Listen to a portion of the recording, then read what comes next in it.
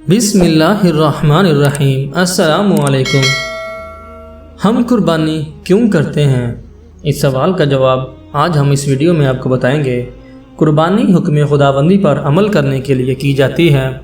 कुर्बानी का हुक्म अल्लाह पाक और उसके प्यारे रसूल सल्लल्लाहु अलैहि वसल्लम ने दिया है और ये चंद शराइत के साथ मुसलमान पर वाजिब होती है, इसलिए हम कुर्बानी करते हैं और इंशाअल्लाह करते रहेंगे। अल्लाह पाक ने कुर्बानी का हुक्म देते हुए कुरान करीम में इरशाद फरमाया, फसल्ली लिरब्बिका वनहर, तो तुम अपने रब के लिए नमाज पढ़ो और कुर्बानी करो।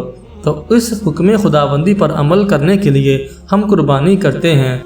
एक और कुरानी आयत का तर्जुमा हम यहाँ देखते हैं, कुल इन्ना सलाती व नुसुकी व महयाया व ममाती लिल्लाहि रब्बिल आलमीन। तुम फरमाओ, बेशक मेरी नमाज और मेरी कुर्बानियाँ और मेरा जीना और मेरा मरना सब अल्लाह के लिए है, जो रब सारे जहान का।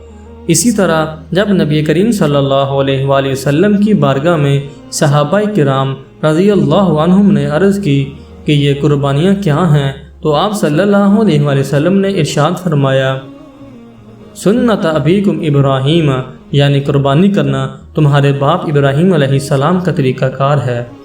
एक और हदीस में है, जो कुर्बानी की वसअत रखता हो और कुर्बानी ना करे तो वह हमारी ईदगाह के करीब ना आए।